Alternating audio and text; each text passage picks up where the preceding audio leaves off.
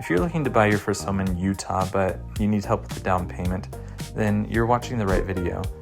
My name is Sam Thompson. I've helped thousands of first-time buyers get into their first home, and I've done a few presentations on these programs. So what I've done is I've stitched them all together so you can watch it as one fluid video. I hope this helps, and let's jump into it. All right, here's what I'm going to cover with you in the video. First, I'll explain how down payment assistance actually works. I'll explore common patterns that show up across every program.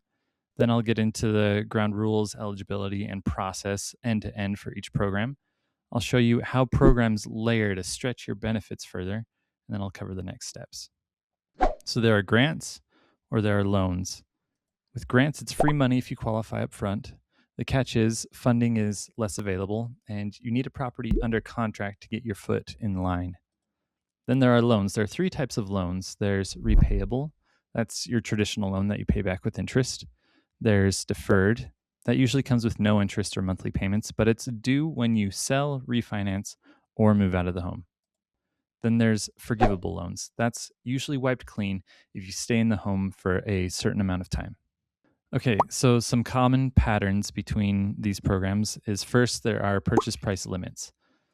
Most programs will cap the home price, and this varies by county and by program. Second, there are income limits. So your household income has to fall under a set threshold to qualify. And I'll show you what that looks like. At HUDuser.gov, you have each state listed here, and we'll use Alabama for an example. Here you've got the chart. When you look at the low income row, that's usually the cap. And so like one person in Anniston, Oxford area, you've got 41,550 for that area for one person. And then it goes up depending on how many people live in the home. So that's usually where your income limits will land.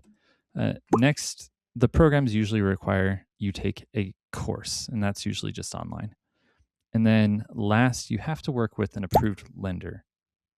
Once you get there, find your state. It will have all the local programs. And if I don't have all the info for you, there will be a link for you to go directly to the source. These programs get moved around a lot, so I'm going to make sure that the links work here with you. Okay, first up we have UHC down payment assistance. So they've got a couple of options for you. You can do a 30-year loan where you've got to make your monthly payments, or you've got a deferred one. So the one where you make the monthly payments, they'll offer more assistance. The one where you have a deferred loan, so it's not due until you sell, refinance, or move out, at 0%, you don't get as much assistance, so you'll get your down payment covered, but maybe not your closing costs.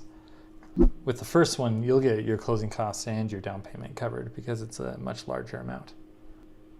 The First-Time Homebuyer Assistance Program, this was passed by the Senate to try to help home builders build more homes and first-time home buyers to incentivize more first-time buyers to jump into these new constructions.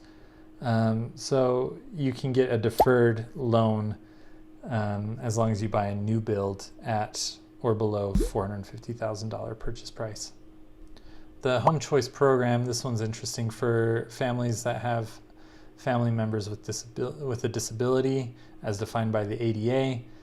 You can get a $70,000 loan at 1% interest rate over a 30-year term. So I would max that out because $70,000 at 1% is much better than at 7% or 6%. The West Valley City Down Payment Assistance Program offers up to $7,500 in down payment assistance, which is forgiven after 5 years. The Provo Loan to Own and Home Purchase Plus program, they offer up to $40,000 for loan to own and $60,000 for Home Purchase Plus. The loan to own, half of it gets forgiven if you remain in the home for 10 years. With the Purchase Plus, 50% is forgiven if you are in the home for 15 years. Ogden, the Own in Ogden program offers up to $10,000. Depending on your occupation, you could get more. It's a deferred loan, so not due until you sell, refinance, or move out. The Davis County Homeownership Assistance Program provides up to $50,000. It's a loan at 1%. You don't make monthly payments, but you've got interest accruing on it.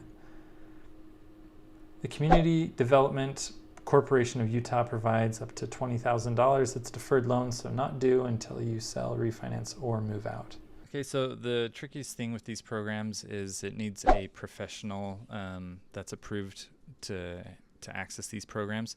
So to streamline it, I can help connect you with the right team. So we've got the lender that has access and a realtor that is familiar with the programs.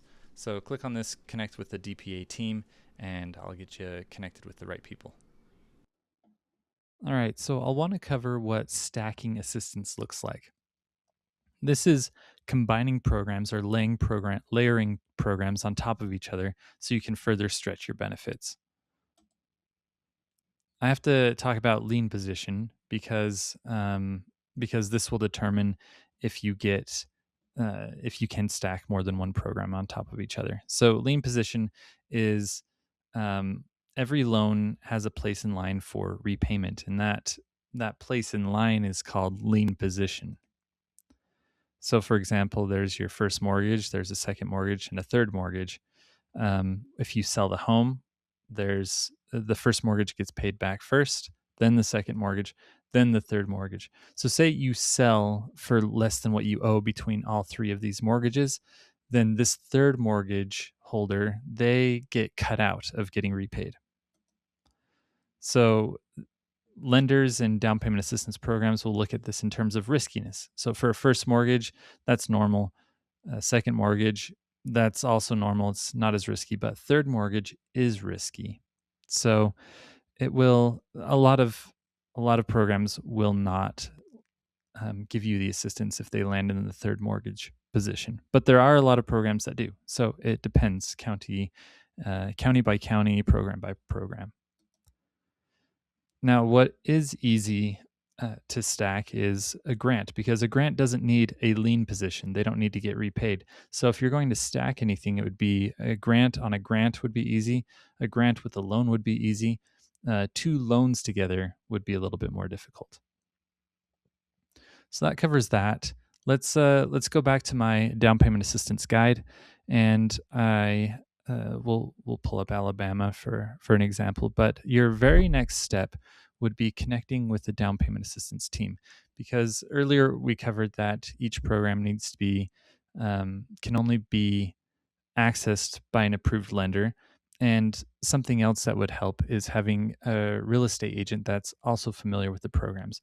So if you want to get in contact with the down payment assistance team, with a lender that has access and a realtor that understands the program, then click here and it'll have you fill out the form and we'll get you connected. I'll see you on the next video.